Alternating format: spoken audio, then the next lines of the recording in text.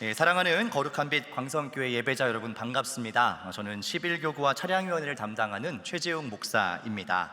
오늘도 이렇게 수요 오전 예배 또 강단에 서서 말씀을 전하게 되었는데요. 저는 하나님의 말씀을 나누는 자리에 설 때마다 참 감사하고 또 기대가 늘 큽니다. 여러분들도 이 시간 말씀하실 하나님에 대한 그 기대가 있으시지요? 네, 그런 기대와 설레임을 가지고 오늘도 서로 인사하며 말씀의 잔치를 열어볼까 합니다. 여러분, 제가 뭐 하는 목사죠? 랩하는 목사예요, 그죠? 네, 그래서 이제는 거의 모르시는 분이 없다는 그 인사, 뻔뻔하게 제가 5년 동안 꾸준히 밀었더니 이제 아무도 쑥스러워하지 않는다는 그 인사, 왠지 하고 나면 조금 젊어지는 느낌이 드는 그 인사 한번 해보도록 하겠습니다. 우리 주먹을 가볍게 쥐시고 앞뒤 좌우에 있는 분들과 우리 주먹을 함께 마주하실 때 형제님들이 계시면 요 형제요, 자매님들 계시면 자매요, 그리고 우리 온라인으로 예배하시는 분들은 화면을 터치하시면서 요 목사님 이렇게 인사하시는 겁니다. 자, 함께 인사해 볼까요? 요 형제요, 요 자매요. 네, 감사합니다. 오늘도 아주 힘차게 인사해 주셔서 참 감사한데요. 우리 이 느낌 그대로 이어서 오늘 함께 나눌 말씀의 제목 같이 읽도록 하겠습니다. 함께 읽을까요? 하나님의 비밀 병기. 네, 오늘 제목이 굉장히 좀 흥미롭죠. 오늘 하나님의 비밀 병기라는 제목으로 말씀 전할 때에 하나님께서 이곳에 계신 우리 모든 성도님들께 큰 용기와 소망 주실 줄 믿습니다. 오늘은 제가 좀 이런 도발적인 질문과 함께 말씀을 시작해보면 좋을 것 같아요. 무슨 질문이냐면, 여러분들이 하나님 앞에 드렸던 헌금 중에 가장 액수가 적은 헌금은 얼마셨나요? 지금 표정이, 아니 이 아침부터 설교 초장부터 무슨 그런 부담스러운 질문을 하시냐, 약간 이런 표정인데, 그래서 제가 부담을 안 드리려고 제일 적은 액수를 여쭤봤잖아요. 제일 많이 내신 게 얼마시죠? 이러면 굉장히 진짜 부담스러우시니까 가장 적은 헌금을 제가 일부러 물어본 겁니다. 저는 기억하기에 제가 하나님 앞에 드린 가장 적은 헌금의 액수는 500원이에요 500원. 지금 표정은, 아니 어떻게 목사님이 그러실 수 있냐 이런 표정을 짓고 계시는데 오해하지 마십시오. 30년 전에 제가 초등학교 4학년 때 일입니다. 제가 소년부를 이렇게 출석하고 있었는데 그 해의 어느 주일로 기억합니다. 헌금을 500원을 냈어요. 근데 문제는 뭐냐, 제가 용돈을 안 받을 때여가지고 매 주일 아침마다 저희 어머니께서 이거 교회 학교 가서 헌금해 라고 하면서 주시는 헌금이 1,000원이었다는 사실입니다. 1,000원. 1,000원이었어요.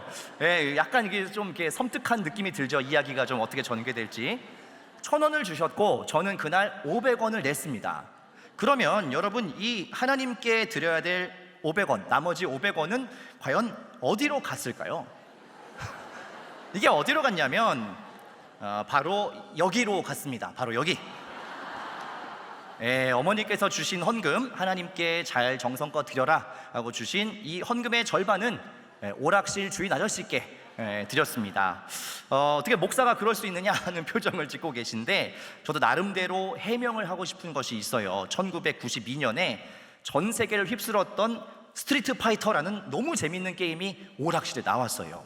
제가 나름대로 유치원 때부터 이 오락실에 자주 가면서 이 나름 조예가 깊은 유망주, 오락실 유망주인데, 이 게임은 그동안 제가 했던 모든 게임보다 훨씬 재미있고 아주 신박한 게임이었습니다. 무슨 내용이냐면, 제가 악을 응징하는 거리의 파이터가 돼서 이 악당들을 막 쥐어 박아주는 그런 게임인 거예요. 근데 너무 이게 재밌는 겁니다. 근데 그날 딱 시간을 봤는데 교회에 조금 일찍 왔어요. 시간이 아직 있어요. 그래서 그러면 제가 들어가서 한 번만 하고 나와야겠다. 그리고서 오락실에 들어갔죠. 그리고 어머니께서 주신 1,000원을 딱 꺼내가지고 오락실 아저씨한테 드리면서 말씀드렸습니다. 아저씨, 500원짜리 하나랑 100원짜리 5개로 바꿔주세요. 그리고 돈을 바꿨어요. 100원을 넣고 게임을 시작을 했습니다. 게임을 시작했는데 이게 익숙하지 않으니까 금방 지더라고요. 그래서 제가 어떻게 해요? 정의의 사도잖아요. 그래서 100원을 또 넣고 했는데 자꾸 지는 겁니다. 그래서 이 5개 바꾼 동전에 마지막 5번째 동전을 딱 넣습니다. 근데 이 마지막 판을 하는데 웬일인지 잘 되는 거예요. 계속 이기는 거예요. 그 어떤 느낌이냐면 약간 성령께서 제 손을 붙들고 계시는 그런 느낌. 제 능력이 아니에요. 그래서 막 너무 잘 되는 겁니다. 그래서 이거 오늘 내가 끝판왕까지 깨고 가야겠다. 그러고서 막 하고 있었어요. 근데 시계를 흘끔 봤는데 예배 시간이 거의 다 된 거예요. 어떡하지 하는데 너무 잘 되니까 안 되겠다, 오늘이 날이니까 이거 끝까지 깨고 가자, 그러면서 계속 악당들을 물리치고 있었죠. 예배도 중요하지만 여러분, 악을 응징하는 것도 중요하잖아요. 그래서 조금만 더 하자, 이 정의는 승리한다, 이러고서 막 하고 있었는데 갑자기 뒤에서 야 최재욱, 여기서 뭐해? 누굴까요? 교회 학교 선생님께서 오락실에 찾아오셔가지고 저에게 정의를 구현하셨어요. 저는 제가 정의를 구현하고 있다고 생각했는데 바로 저를 붙잡아서 저는 예배당 뒤에 있는 작은 창고방으로 끌려갔습니다. 제가 거기서 무슨 일을 당했는지는 다 설명드릴 수는 없지만 다만 제가 말씀드릴 수 있는 건, 저를 현장에서 잡아간 그 소년부 선생님은 해병대를 갓 전역하신 청년 선생님이셨고, 불의를 보면 잘 참지 않으시는, 화를 잘 내시는 분이셨어요. 아무튼 제가 그 일을 다 말씀드릴 수는 없지만 한 가지 인생의 깊은 진리를 제가 깨달았습니다. 헌금을 삥땅 치면 눈에서 피눈물이 나는구나. 제가 요거는 확실하게 배웠습니다. 근데 한 가지 부작용도 있었어요. 뭐냐면 성경의 이야기 중에서 유독 은혜가 안 되는 말씀이 하나 생겼다는 겁니다. 그게 바로 오늘 읽었던 사도행전 5장에 등장하는 아나니아와 삽비라 이야기였습니다.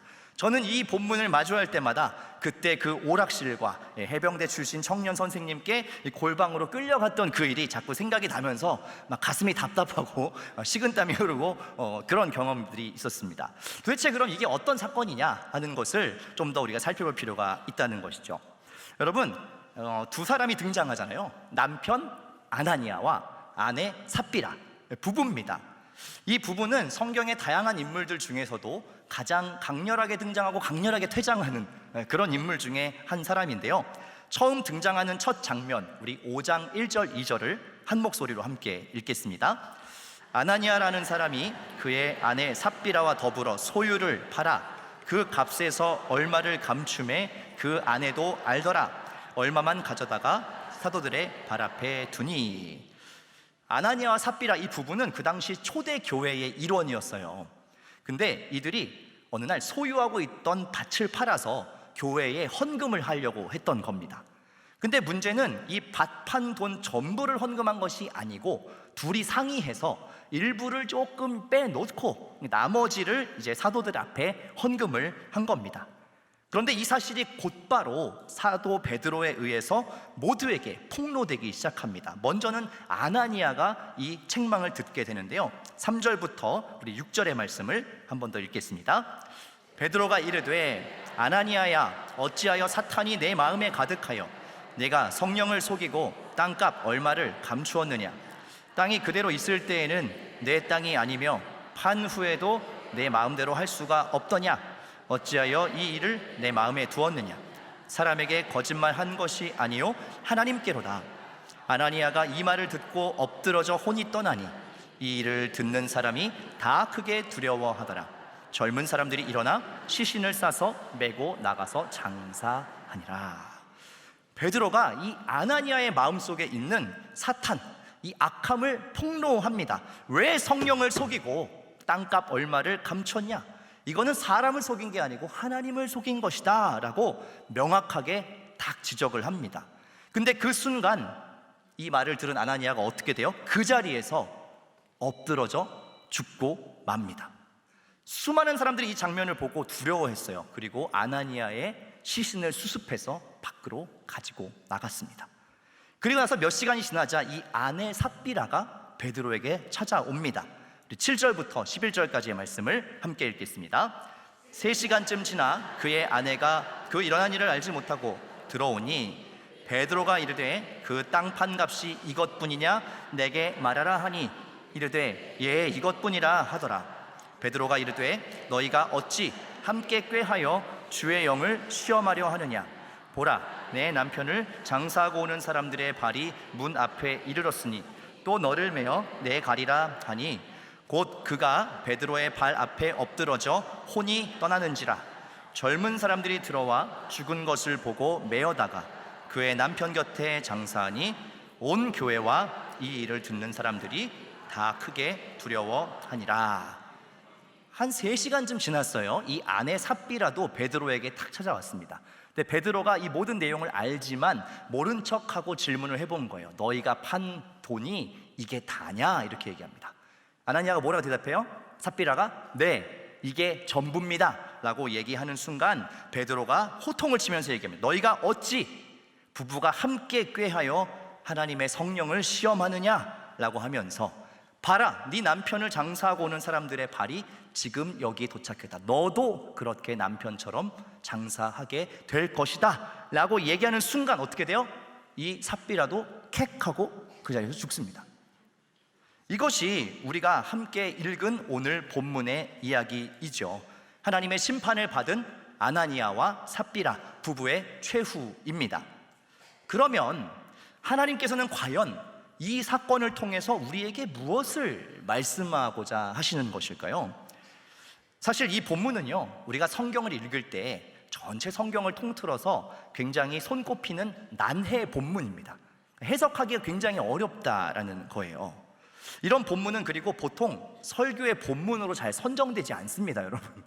저도 이 본문으로 설교를 들어본 적이 몇 번 손에 꼽을 정도인 것 같은데, 그때 들었던 설교에서 어떤 나이 많으신 목사님이 이런 해석을 하셨어요. 여러분, 하나님 앞에서 거짓말을 하면 이렇게 천벌을 받게 되는 겁니다. 특히 하나님 앞에 헌금 생활을 정직하게 하지 않으면 하나님의 진노가 임합니다. 제가 이런 설교를 듣고 500원을 삥땅 친 제 과거가 생각이 나가지고 너무너무 두려웠던 그런 기억이 있어요. 그런데 여러분, 이 이야기를 잘 살펴보면요, 이 부부가 근본부터 글러먹은 나쁜 사람들인가?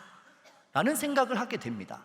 보세요, 여러분, 기본적으로는 이 사람들이 뭘 하려고 했어요? 자기들의 땅을 팔아서 헌금하려고 했어요. 헌금하려고. 사실 더 나쁜 걸로 치면 뭐예요? 100원 한 장 헌금하지 않는 사람이 더 나쁜 거 아닙니까? 이 부분 나름대로 헌금을 하려고 했습니다. 다만 일부를 빼놓고 헌금한 게 문제였을 뿐이죠. 비율로 따지면 저는요 1,000원 중에 500원을 헌금했기 때문에 확률적으로 사실 같은 논리로 치자면 제가 더 먼저 벼락을 맞거나 갑자기 뭐 이렇게 큰일이 났어야 됐는데, 사실 그런 건 아니었단 말이죠. 심지어 여러분, 이 이야기를 하고 있는, 지금 이들의 잘못을 심판하고 있는 사람이 누굽니까? 베드로잖아요. 여러분, 솔직히 이 부부의 죄를 책망하면서 벌하는 이 베드로도 알고 보면 아나니아와 삽비라와 비교할 수 없을 정도로 나쁜 놈이었다. 여러분 잘 알고 계시잖아요. 그 외에도 성경에는요 정말 이 악한 인물들이 많이 나오거든요. 그런데 하나님께서 다른 것들은 용서도 해주시고 다시 한번 기회도 주시고 이렇게 하시는데, 왜 이렇게 아나니아와 삽비라 부부에게는 가혹하셨냐는 거예요. 여러분, 전문 용어로 이거를 원샷 원킬이라고 하는데요, 실수가 없어요. 실수가 없어. 한 번에 그냥 딱 말하는 순간 바로 그 자리에서 숨져버리잖아요. 그럼 이런 이야기를 우리는 대체 어떻게 우리의 삶에 적용해야겠냐는 것입니다. 물론 이 이야기 나름대로 긍정적인 기능은 있어요. 저처럼 헌금을 삥땅 치는 아이들 협박용으로 쓰기에 아주 좋습니다. 얼마나 공포스러운 교훈이에요. 그러다 진짜 한 방에 훅 간다, 이런 이야기가 성경에 공식적으로 기록되어 있는 것만으로도 우리 아이들을 합법적으로 협박할 수 있죠. 그리고 성도들에게도 헌금 똑바로 내세요, 뭐 이런 이야기를 하는 용도로도 쓸 수 있을 겁니다. 그런데 여러분, 하나님의 말씀이 설마 그 정도 이야기를 하기 위해서 적혀 있겠냐는 것이죠. 뭔가 더 중요한 의미가 있기 때문에 사도행전의 기록자인 누가는 이 사건을 교회가 처음 시작되는 사도행전의 초반부에 기록해 놓지 않았겠는가 하는 것입니다. 그 이유가 바로 이 사건 직전에 일어난 사건을 보면 그 이유를 알 수 있습니다. 오늘 읽은 사도행전 5장의 바로 앞부분 4장 후반부의 말씀인데요, 우리 4장 32절부터 37절까지의 말씀을 함께 읽겠습니다. 믿는 무리가 한 마음과 한 뜻이 되어 모든 물건을 서로 통용하고 자기 재물을 조금이라도 자기 것이라 하는 이가 하나도 없더라. 사도들이 큰 권능으로 주 예수의 부활을 증언하니 무리가 큰 은혜를 받아 그 중에 가난한 사람이 없으니 이는 밭과 집 있는 자는 팔아 그 판 것의 값을 가져다가 사도들의 발 앞에 두매 그들이 각 사람의 필요를 따라 나누어 줌이라. 구브로에서 난 레위족 사람이 있으니 이름은 요셉이라. 사도들이 일컬어 바나바라, 번역하면 위로의 아들이라 하니 그가 밭이 있음에 팔아 그 값을 가지고 사도들의 발 앞에 두니라. 아멘. 여러분, 이 말씀은 우리가 3주 전에 이 수요예배 설교 때 이미 다뤄졌던 내용입니다. 초대교회의 모습이 어떠했냐 하는 이야기인데, 모든 사람이 한 마음 한 뜻이 되어서 자기의 소유를 팔아서 함께 나누고, 많이 가진 사람은 적게 가진 사람과 나누고 함께 이것들을 공유하고 나누면서 한 공동체를 이뤘다는 겁니다. 그리고 성경은 이것이 성령의 역사였다라고 기록해요. 왜냐하면 우리 인간의 본성으로는 사실 그렇게 하는 일이 심히 어렵습니다. 그렇기 때문에 정말 이 모든 것을 다 팔아서 함께 나눠 사용하는 이 일은 성령의 역사였다라고 기록을 해둔 겁니다. 그 중에 특별히 36절, 37절에 보면 바나바라는 인물이 등장하죠. 이 바나바가 무엇을 합니까? 자기의 밭을 팔아서 그 돈을 사도들 앞에 헌금했습니다. 여러분, 자기 밭을 팔아서 사도들에게 헌금했어요, 바나바가. 어디서 본 장면 아닙니까? 오늘 본문에서 읽은 아나니아와 삽비라가 했던 바로 그 일과 똑같은 일입니다. 즉, 성령 충만함의 증거로 서로 다른 이들이 하나 되기 시작함을 넘어서서 은과 금의 이 능력까지 압도하며 서로의 재산을 함께 공유하는 이 일까지 교회가 감당하기 시작하고 있는 때라는 거예요. 바로 그때 예수님께서 승천하면서 말씀하신 성령의 역사가 바로 이것이에요. 성령의 역사를 경험하면 어떤 일이 벌어지는가 하는 것을 말씀하셨는데, 그것을 이제 우리가 직접 눈으로 보고 겪고 경험하고 있는 거예요. 아, 이것이 전무후무한 하나님 나라의 역사이구나. 성령이 임하시면 이런 일들이 일어나는구나. 이런 놀라운 일들이 벌어지는구나. 믿는 자들의 공동체인 교회가 이 성령의 권능을 힘입어서 힘차게 나아가고 있는 바로 그때였다는 겁니다. 무엇이요? 이 부부의 사건이 벌어진 때가 이 교회가 하나됨을 이루고 함께 전진하기 시작한 바로 그때였다는 사실입니다. 이 부부의 행동은 성령의 역사로 시작한 이 교회의 위대한 발걸음에 찬물을 끼얹습니다. 이 아나니아와 삽비라의 사건은요, 단순히 돈 얼마를 횡령했다, 숨겨두었다라고 하는 단순한 절도의 문제가 아닙니다. 이들이 행한 죄는 개인적인 차원의 죄가 아니에요. 이처럼 성령으로 인해서 견고하게 하나 되어가는 교회의 하나됨을 해체하는 사건이었다는 겁니다. 여러분, 사실 교회가 견고하게 세워져 가는 데 있어서 무엇이 가장 큰 장애물일까요? 무엇이 교회의 하나됨을, 교회됨을 가장 어렵게 만들까요?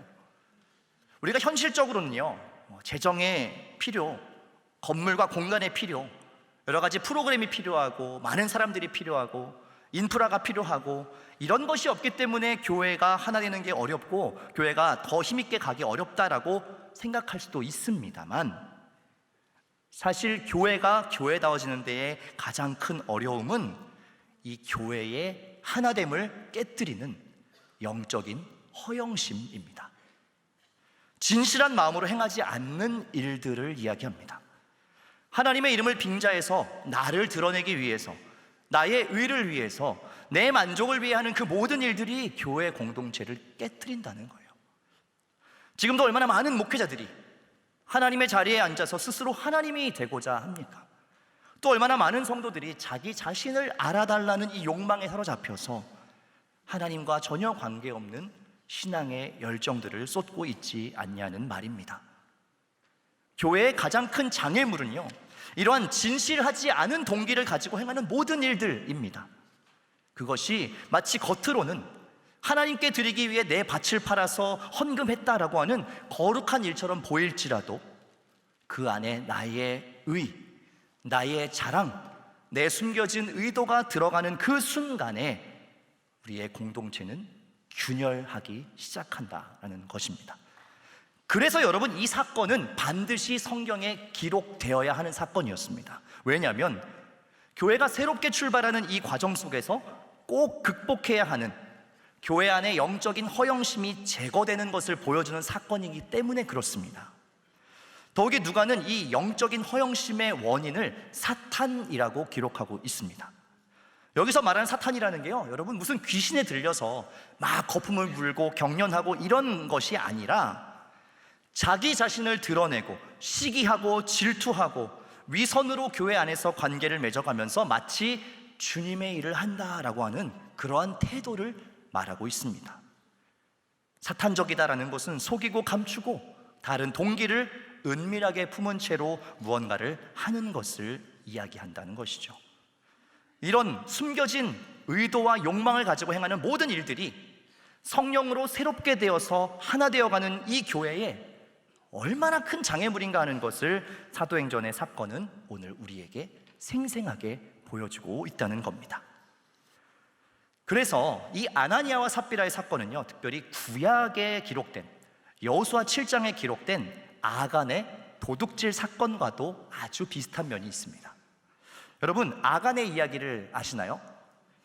이 출애굽한 이스라엘 백성들이 이제 약속의 땅 가나안을 향해서 나아갑니다.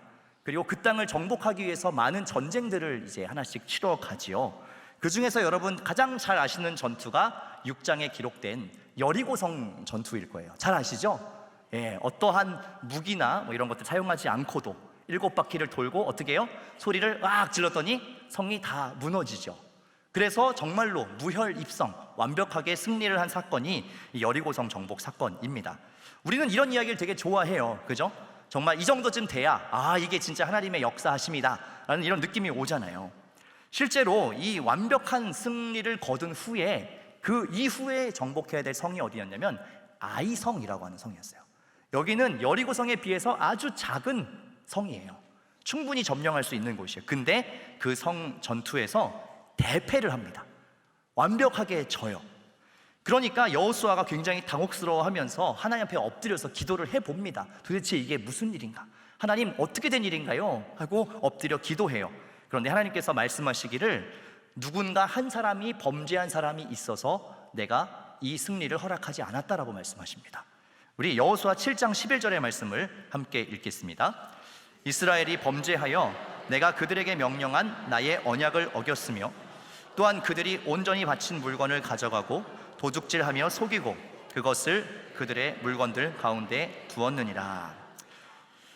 이 아간이라고 하는 한 사람이 전쟁하고 나서 나온 모든 전리품들, 이거 하나님 앞에 드려야 되는 것인데 그 중에서 딱 한 가지, 시날산의 좋은 외투 한 벌을 자기가 몰래 땅에 묻어둡니다. 그런데 하나님은 그것을 주목하셨어요.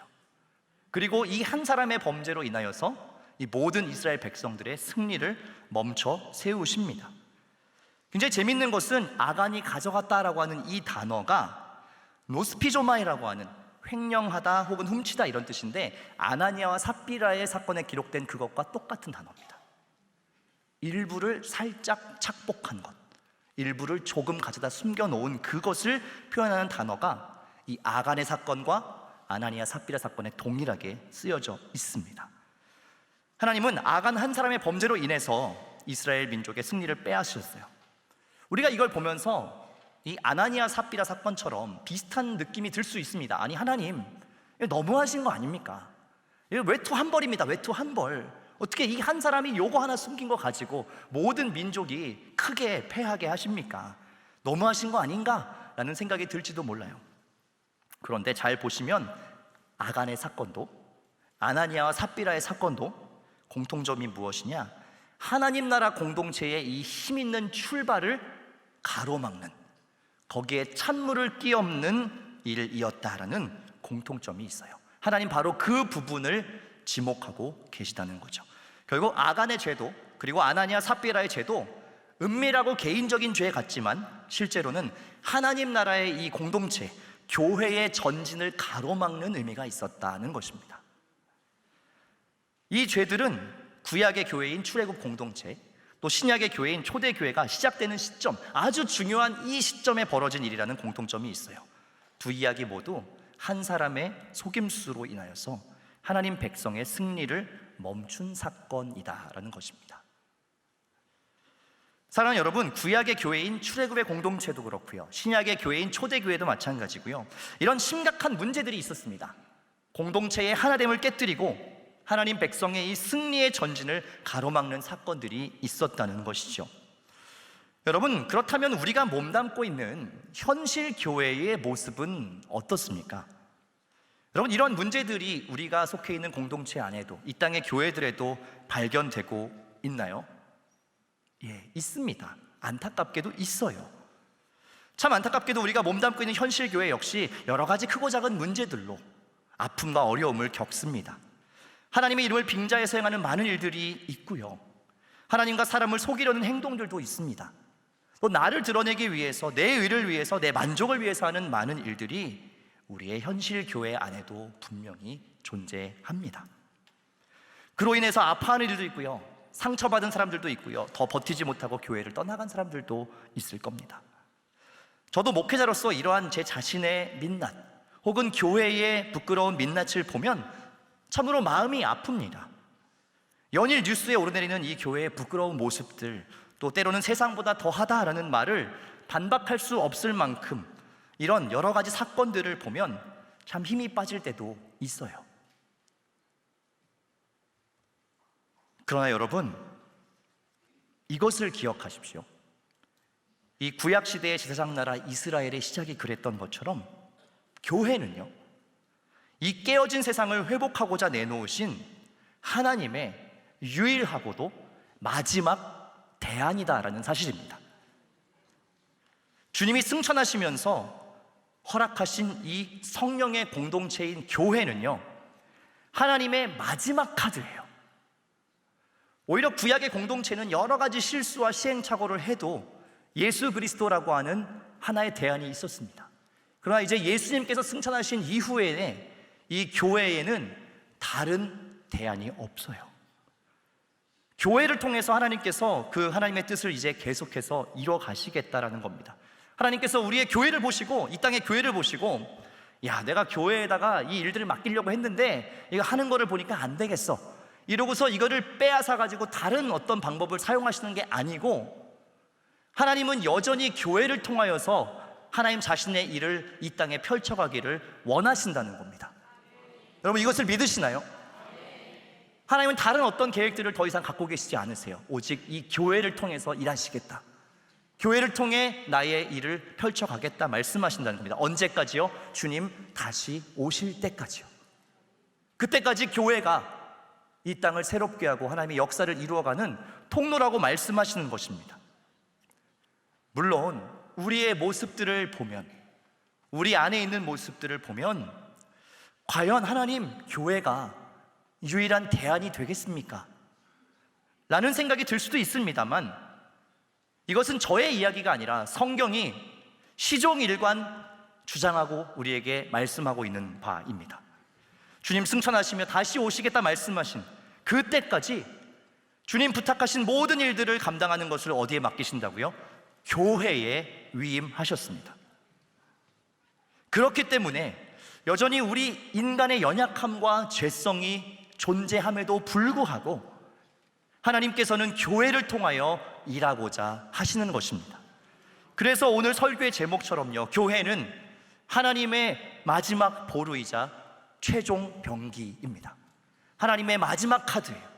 이 세상을 하나님 뜻으로 바꿔가고자 하는 마지막 카드가 교회라는 것입니다. 물론 현실의 교회를 생각하면 안타까움이 있지요. 그러나 여러분께 부탁드립니다. 교회의 그런 연약한 모습, 또 그런 부정한 모습들을 여러분 애써 외면하지 마십시오. 왜요? 성경 또한 현실 교회의 불완전성을 숨기지 않고 오늘 우리 말씀에서 본 것처럼 다 우리에게 가감없이 보여주고 있잖아요. 여러분, 마치 영화 타짜의 그 명대사 중에 이런 대사 있어요. 너는 첫 판부터 장난질이냐, 이런 말이 있거든요. 이 명대사가 딱 어울리는 상황이에요. 교회의 시작부터 이런 일들이 교회 안에 벌어져요. 구약의 이스라엘도 신약의 초대교회도 시작부터 이 밑장 빼기 하는 것 같은 이런 속임수들이 막 있다고요. 그게 현실이고, 앞으로 우리가 경험하게 될 이 신앙의 여정 속에서도 그러한 우리의 연약함, 우리 공동체 안의 연약함들은 계속해서 드러날 겁니다. 그러나 여러분, 사도행전 5장 이후의 이야기를 살펴보면 이러한 사건들이 하나님 백성의 거침없는 전진을 완벽하게 막지는 못합니다. 아나니아와 삽비라 사건 이후에 초대교회는 오히려 더 하나님 앞에서 자신을 성찰하고 돌아보고 겸손하게 엎드림을 통해서 더 많은 사람들을 전도하고 구원하는 하나님의 계획 가운데에 온전히 동행하게 됩니다. 사랑하는 여러분, 내가 보고 듣고 경험한 현실 교회의 모습이 너무나 안타깝고 실망스러운 모습이라고 할지라도 하나님께서 이 땅에 남겨두신 최종적인 대안이 교회라는 사실을 여러분 굳게 붙드십시오. 많은 사람들은 이야기합니다. 시대가 어려워졌다고 이야기해요. 교회도 이전 같지 않다고 이야기합니다. 전도가 어렵다고 이야기하고요, 미래 세대가 어렵다고 이야기합니다. 그러나 여러분, 눈에 보이는 이러한 크고 작은 현상들로 인하여서 여러분, 교회를 또 믿음의 공동체를 쉽게 포기하지 마십시오. 하나님은 여전히 이 교회를, 공동체를 붙들고 포기하지 않고 계십니다. 주님 다시 오실 그날까지 교회를 통해서, 저와 여러분들을 통해서 일하실 것을 저는 확신합니다. 누군가 저에게 그런 질문을 할 때가 있어요. 목사님, 왜 목회하세요? 특별히 요즘같이 목회가 너무 힘든 시대인데 이 어려운 길 왜 가세요? 그 안에 무슨 보람이 있나요? 라고 궁금해하는 그런 질문을 받을 때가 있습니다. 그렇게 물을 때 저는 이렇게 대답하고 싶어요. 하나님께서 여전히 교회를 사랑하시기 때문에, 하나님께서 여전히 교회를 붙들고 이끌고 가시기 때문에, 그리고 하나님께서 끝까지 주님의 몸된 교회를 붙들고 나아갈 것이기 때문에, 하나님께서 이 교회를 통해서 하나님 나라를 완성시켜 가실 그것을 보는 것에 저의 보람과 기쁨이 있다라고 저는 그렇게 말씀드릴 수 있습니다. 참 아이러니하지만요, 여러분, 결국은 교회가 소망이에요. 하나님이 택한 사람들의 공동체, 바로 저와 여러분들이 소망입니다. 세상은 이 명제를 비웃을지 몰라요. 때론 우리 스스로도 그것이 잘 믿어지지 않을지 모르겠습니다. 그러나 하나님께서는 분명히 교회에 소망을 두셨습니다. 예수님은요, 베드로의 이 신앙 고백 위에 교회를 세우겠다 말씀하셨고, 음부의 권세가 결코 이길 수 없다라고 선포해 주셨습니다. 우리 마지막으로 마태복음 16장 18절의 말씀을 함께 읽겠습니다. 또 내가 내게 이르노니 너는 베드로라. 내가 이 반석 위에 내 교회를 세우리니 음부의 권세가 이기지 못하리라. 아멘. 우리 한 번 더 선포할까요? 또 내가 내게 이르노니 너는 베드로라. 내가 이 반석 위에 내 교회를 세우리니 음부의 권세가 이기지 못하리라. 아멘. 우리 주님께서는 베드로에게 교회에 대한 약속을 이렇게 주신 겁니다. 베드로, 너라는 반석 위에 내 교회를 세울 것이야. 그리고 어떠한 악한 권세도 교회를 이기지 못하게 하겠다 말씀하셔요. 하지만 우린 잘 알고 있지요. 베드로는요, 스스로 반석이 될 만큼 굳건하고 단단한 사람이 아니었다는 것을 우린 알고 있습니다. 오히려 쉽게 흔들리고 넘어지는 사람이었죠. 그래서 예수님의 이 약속은 어떤 의미가 있느냐? 베드로의 연약함을 넘어서 하나님께서 베드로를 반석 되게 하시겠다라는 하나님의 강력한 의지의 표현입니다.